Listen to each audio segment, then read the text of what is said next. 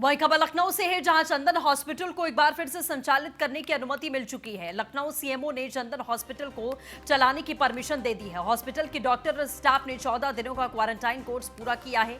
नियमों को ताक पर रखकर कोरोना मरीजों का इलाज किया गया। चंदन हॉस्पिटल से रेफर करके कोरोना मरीज की मौत हुई थी। चंदन हॉस्पिटल की एक नर्स भी कोरोना पॉजिटिव थी। चंदन हॉस्पिटल के रसूल के आगे नतमस्तक दिखा है लखनऊ का जिला प्रशासन।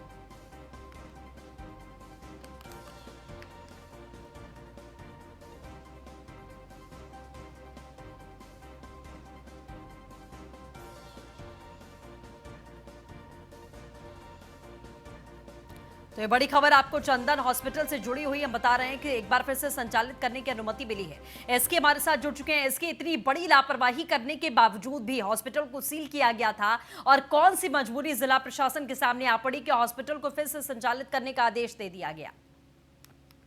बिल्कुल, निश्चित तौर पर आप देख सकते हैं किस तरीके से एक हॉस्पिटल के लिए जिला प्रशासन अपने नियम कानून बदल सकता है, अपने नियम कानूनों को लचीला बना सकता है। इसका सबसे बड़ा उदाहरण हमारे पास में चंदन हॉस्पिटल है, जहां पर गलत तरीके से केंद्र सरकार और उत्तर प्रदेश स्वास्थ्य विभाग की एडवाइजरी को दरकिनार कर कोरोना मरीजों को भर्ती किया जाता है, उनका इलाज किया जाता है। उसके बाद जब पूरा मामला प्रकाश में आता है, वो मीडिया में खबर आने के बाद आनंद फानन जिला प्रशासन दोनों मरीजों को पीजीआई के लिए रेफर कराता है, जिसमें से एक मरीज की मौत भी हो गई है। बावजूद जिसके चंदन हॉस्पिटल को कार्रवाई के नाम पर मामूली समय के लिए सीज किया जाता है। बिल्कुल, जाहिर तौर पर ये बहुत बड़ी लापरवाही प्रशासन की देखिएगा। एसके, आप नजर बनाए रखिएगा, अपडेट लेते रहेंगे। फिलहाल के लिए शुक्रिया।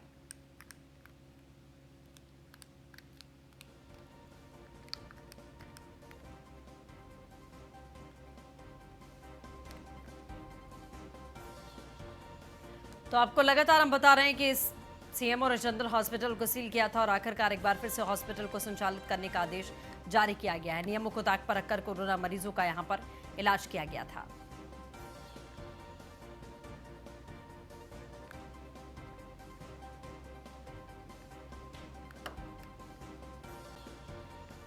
चंदन हॉस्पिटल के रसूख के आगे नतमस्तक दिखाई दिया है लखनऊ का जिला प्रशासन, ये साफ तौर पर कहा जा सकता है।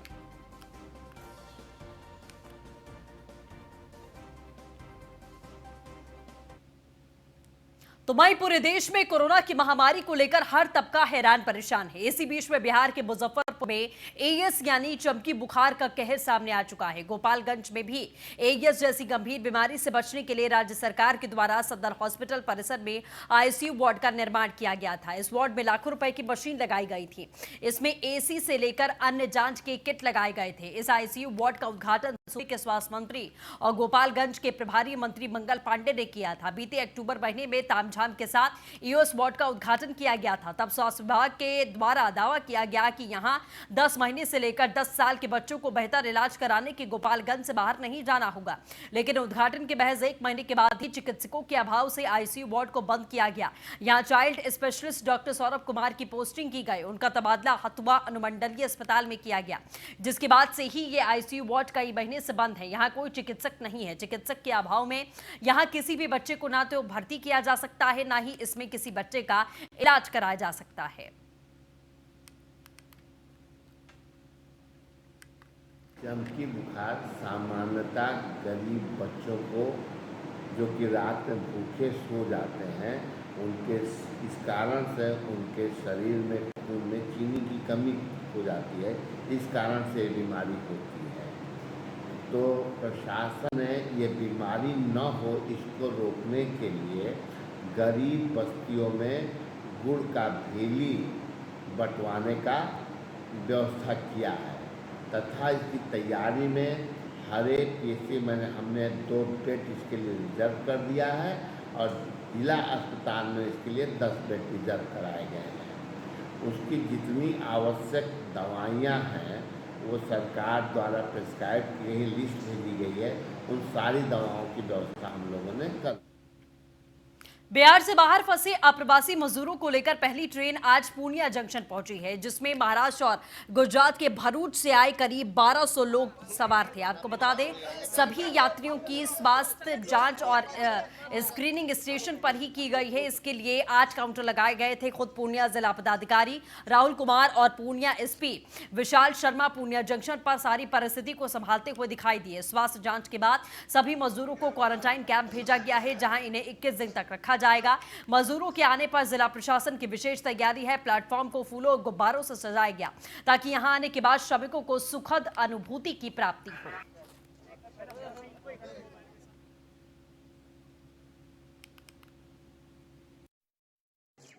अभी पूर्णिया में गुजरात के सूरत से और महाराष्ट्र के नंदुरबार से 2 ट्रेनें आ रही हैं। सूरत वाली ट्रेन में बिहार के 36 जिलों के लोग शामिल हैं, जिनको यहाँ पे उतारा जाएगा। उनकी मेडिकल स्क्रीनिंग की जाएगी और जो एसिम्प्टोमेटिक लोग होंगे उनका निबंधन कराने के उपरांत भोजन पानी देने के उपरांत बसेज से उनके अपने रेस्पेक्टिव जिलों में रवाना किया जाएगा। वैसे ही दूसरी ट्रेन जो नंदुरबार से आ रही है, उसमें पूर्णिया जिले के और कटिहार जिले के बच्चे हैं मेनली और कुछ श्रमिक भी हैं। उनको भी इसी ड्रिल के माध्यम से अपनी अपनी जगहों पर रवाना। प्लेटफॉर्म से लेकर के जो बाहरी घेरा है उधर पर्याप्त संख्या में हम लोग ने सुरक्षा की व्यवस्था करी है बेसिकली।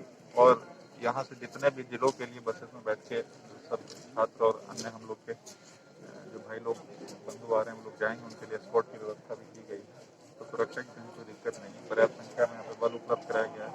सभी को ब्रीफिंग है कि सब लोग कष्ट में आ रहे हैं तो सबको फैसिलिटेट करने का प्रयास करना है और यहाँ पे पर्याप्त संख्या में।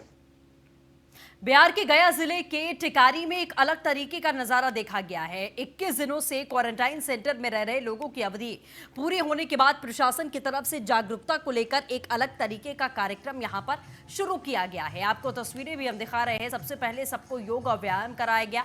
इसके बाद शपथ दिलाई गई कि भारत सरकार के निर्देशों का पूरी तरीके से पालन करेंगे और कोरोना के खिलाफ में जंग में मजबूती के साथ में लड़ेंगे। साथ ही देशभक्ति गाने बजाए गए, लोगों से ताली बजाकर इसका स्वागत किया गया। इस नई पहल को लेकर वहां के प्रखंड विकास पदाधिकारी वेद प्रकाश ने बताया कि लोगों ने काफी सख्ती से क्वारंटाइन सेंटर में रहकर नियमों का पालन किया है, जिसका नजारा ऐसा देखा गया है कि यहां एक केस पॉजिटिव रहने के बावजूद दूसरा कोई भी केस पॉजिटिव नहीं आया है। लोगों ने अनुशासित रहकर काफी सहयोग भी दिया है, पूरी तरीके से सोशल डिस्टेंसिंग के नियमों का पालन किया है।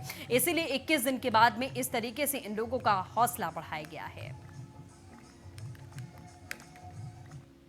आज जो हमारा क्वारंटाइन सेंटर जो चल रहा था, जिसमें आज 21 दिन इन लोगों का हुआ है, जिस उपलक्ष्य में आज 21 दिन के पूर्व संध्या में हम लोग सभी जितने भी यहाँ पे एडमिट थे यहाँ पे क्वारंटाइन सेंटर में, इन लोगों का हौसला अफजाई हम लोग कर रहे हैं, क्योंकि काफ़ी अच्छे से वेल डिसिप्लिन्ड होकर इन्होंने यहाँ पे अपना योगदान दिया है। और साथ ही साथ लॉकडाउन के पूरे नियमों के ही नहीं, बिल्कुल क्वारंटाइन के जितने भी नियम थे उसको भी इन्होंने पालन किया। यहाँ पे एक और बात रही कि इसमें यहाँ पे क्वारंटाइन में पॉजिटिव एक केस निकला था। इस पॉजिटिव केस के रहने के बाद भी यहाँ पे एक भी लोग पॉजिटिव नहीं रहे। इसका मतलब यह रहा कि हम लोगों ने जो सोशल डिस्टेंस क्वारंटाइन सेंटर में पालन किए थे उसका भी एक प्रतिफल अच्छा रहा कि कोई भी एक कोरोना पॉजिटिव केस रहने के बाद। मध्य प्रदेश के डिंडोरी के करंजिया ब्लॉक से 20 अप्रैल को 15 वर्षीय बालक की पहली रिपोर्ट कोरोना पॉजिटिव आई थी, जिसके बाद में उस छात्र को एकलव्य आदर्श आदिवासी बालक छात्रावास में क्वारंटाइन किया गया। इसके बाद जिले में दहशत का माहौल है, लेकिन अब इस मरीज की तीसरी रिपोर्ट पॉजिटिव आई है, जिसके बाद में जिलेवासियों समेत स्वास्थ्य विभाग ने राहत की सांस ली है। 15 वर्षीय बालक की तीसरी रिपोर्ट पॉजिटिव आने के बाद में स्वास्थ्य विभाग और पुलिस ने फूलों की वर्षा करके बालक को विदाई दी। एकलव्य छात्रावास पर बने क्वारंटाइन सेंटर में एक पॉजिटिव मरीज के साथ में अन्य 28 लोगों को क्वारंटाइन किया गया था। सभी की विदाई फूलों की वर्षा और तालियों की गड़गड़ाहट के साथ में की गई।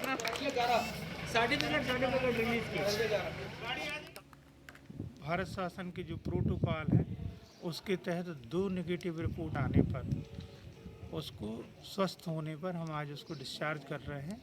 हमारे ज़िले में एकमात्र जो केस था कोरोना पॉजिटिव, उसको 14 दिनों तक हमने यहाँ रखा था, उसको उपचार किया। उसको जो भारत शासन के द्वारा निर्धारित गाइडलाइन के अनुसार दवाइयाँ दी गई। आयुष विभाग के अनुसार जो काढ़ा दिया जाना था वो उनको प्रदान किया गया।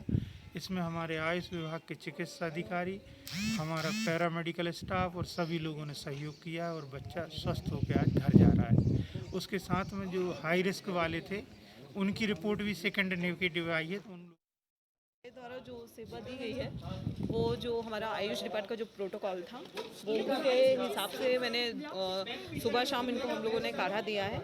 और जो हमारे प्रोटोकॉल में संशमनी वटी इम्यूनिटी पावर बढ़ाने के लिए जो बताई गई थी होम्योपैथी दवा आर्सेनिक एल्बम वो पर डे इनको सुबह शाम खाने के लिए दी गया। और सुबह शाम इनको काढ़ा, साथ में इनको मेडिटेशन के लिए बताया गया था, योगा वगैरह के लिए करने के लिए बताया गया। और जो यहाँ पे पॉजिटिव केस था उसको थोड़ा सा क्या था वो मोरल जो उसका डाउन होते जा रहा था अकेले रहने के कारण, तो उसको हम लोगों ने मोटिव किया, लोगों को समझाया। यहाँ जो उससे बात नहीं करते थे तो उनको बोला गया कि भाई आप इससे बात करिए, वो सिर्फ बीमार है, आप लोग को उससे ऐसा कोई खतरा नहीं, बस दूरी बनाकर रखिए, अपनी सुरक्षा उसी से करिए। बस आपको शारीरिक दूरी बनानी है, ना कि आपको उससे मानसिक दूरी बनानी है। बस ये समझाइश देकर उनके बीच में थोड़ा सा कोऑपरेट करवाया गया और अच्छे से आज मतलब आप लोग खुद देख रहे हैं कि यहाँ ठीक लगा सब। हाँ 14 दिन कैसी व्यवस्था थी? ठीक रही सब ठीक थी। हाँ। खाना आना सब अच्छे से बताओ। खाना वाना सब ठीक रही, दोनों टाइम मिलता रहा। अच्छा हाँ। कैसे समय निकालते थे घर यहाँ पर? मोबाइल रहा, टाइम पास हो जाता था। हो जाता था। हाँ। अच्छा घबराए नहीं तुम पॉजिटिव हुए थे तो? घबराए थे। फिर कैसे मन को हौसला बढ़ाए? मन को अपने आप को थोड़ा बढ़ा टीम का व्यवहार कैसा था? मध्य प्रदेश के डिंडोरी में जिस जिला प्रशासन पर सोशल डिस्टेंसिंग का पालन कराने की जिम्मेदारी है वो खुद सोशल डिस्टेंसिंग की धज्जियां उड़ाते हुए नजर आए हैं। डिंडोरी जिला मुख्यालय के क्वारंटाइन सेंटर में भर्ती प्रवासी मजदूरों को मेडिकल परीक्षण के बाद में बसों में भेड़ बकरियों की तरीके से ठूस कर उनके गांवों के समीप क्वारंटाइन सेंटरों में भेजा जा रहा है। 32 सीटर क्षमता वाले बसों में 60 से अधिक मजदूरों को बेतरतीब ढंग से बिठाया और खड़ा किया गया, जबकि मजदूरों के साथ में छोटे छोटे बच्चे, महिलाएं भी मौजूद थे।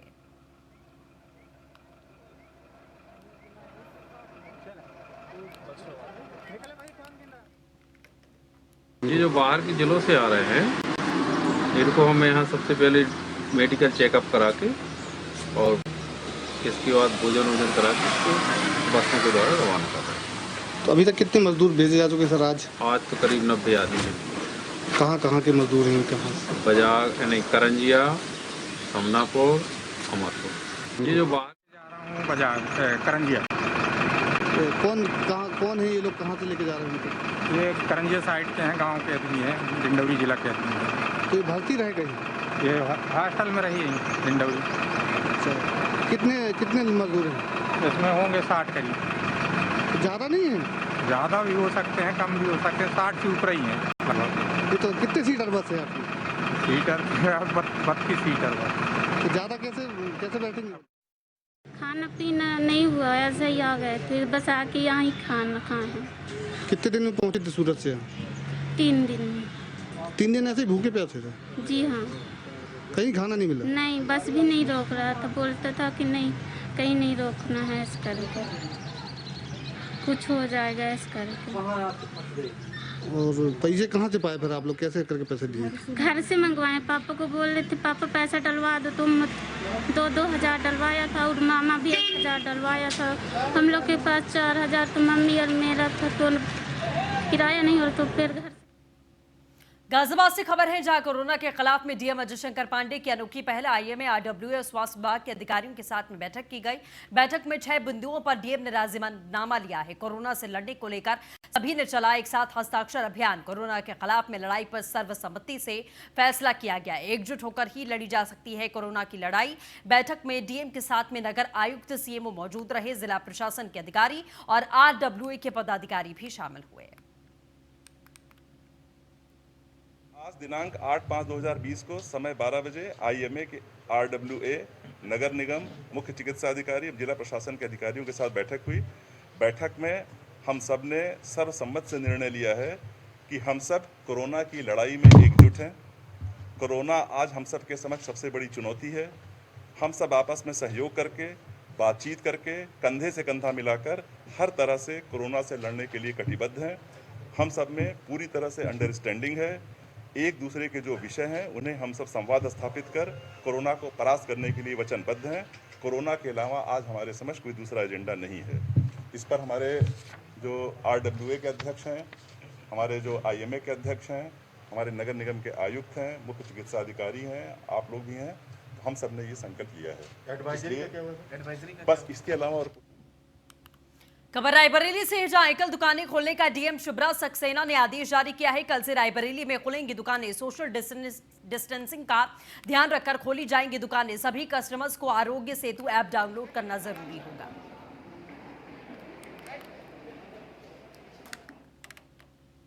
वर्तमान में रायबरेली में एक्टिव केसेस अब संख्या हमारी 14 हो चुकी है।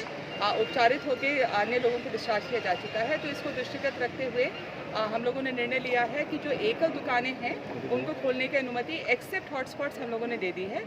कॉम्प्लेक्स वाली शॉप्स को अनुमति नहीं है, मॉल्स और बड़े स्टोर्स को अनुमति नहीं है, लेकिन एकल दुकानें हर प्रकार की खोली जा सकती हैं एक्सेप्ट सैलून्स और इस प्रकार की खाने पीने की दुकानें। उसके अलावा हर तरीके की शॉप्स खोली जा सकती हैं। टाइमिंग क्या रहेगी इनकी खोलने की? आज सामान्य जो बाजार के टाइमिंग्स होते हैं उस पर आ सकते हैं। सोशल डिस्टेंसिंग के अनुपालन के साथ वो उसको खोल सकते हैं। इसके अतिरिक्त हमने ग्रामीण क्षेत्रों में भी निर्माण गतिविधियों को अनुमति दे दी है और हमारे इस समय रेलकोच फैक्ट्री को अनुमति प्राप्त है। सीमेंट की 2 फैक्ट्रीज हैं, उनको भी अनुमति प्राप्त है।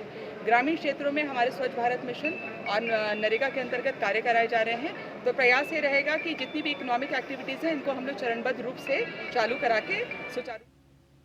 अलीगढ़ में बेसिक शिक्षा विभाग ने लॉकडाउन का उल्लंघन किया है। बीओ ने लॉकडाउन में खुलवा दिए सभी सरकारी स्कूल। अलीगढ़ रेड जोन में शामिल है। जवाहर इगलास और बिजौली के कक्षा 1 से 8 तक के लिए स्कूल खोले गए हैं। उच्च अधिकारी कर रहे हैं जांच की बातचीत। बेसिक शिक्षा अधिकारी डॉक्टर लक्ष्मीकांत पांडे ने स्पष्टीकरण मांगा है। ये कुछ जगहों पर टीचर्स ने कंफ्यूजन में स्कूल खोल करके बच्चों को बुला लिया था, जिनको सबको मना कर दिया गया है। खंड शिक्षा अधिकारियों को निर्देश कर दिया गया है कि किसी भी तरह से शिक्षण के लिए स्कूल बिल्कुल नहीं खोला जाएगा। तो सर इसमें जो जिस तरह से स्कूल खुल गए हैं इसमें किस तरह की कार्रवाई अमल में लाई जाएगी? नहीं, 2 या 3 जगहों पर ऐसा संज्ञान में आया है कि टीचर्स। खबर कानपुर से, जहां लॉकडाउन में पुलिस का सराहनीय कदम। रेड जोन इलाके में बच्ची के जन्मदिन पर पुलिस ने केक काटा है। पुलिस कर्मचारियों ने बच्ची के हाथों को सैनिटाइज करवा के केक कटवाया। बच्ची के जन्मदिन पर गाड़ियों में गुब्बारे लगाकर सायरन बजाया। चॉकलेट, बिस्किट और गिफ्ट देकर मनाया जन्मदिन। चौकी इंचार्ज पंकज मिश्रा को मिली थी बच्ची के जन्मदिन की सूचना। चौकी पुलिस और गरुड़ वाहिनी के पुलिस कर्मचारियों ने आयोजन किया। नौबस्ता का मछलिया इलाके कोरोना रोड रेड जोन में शामिल है।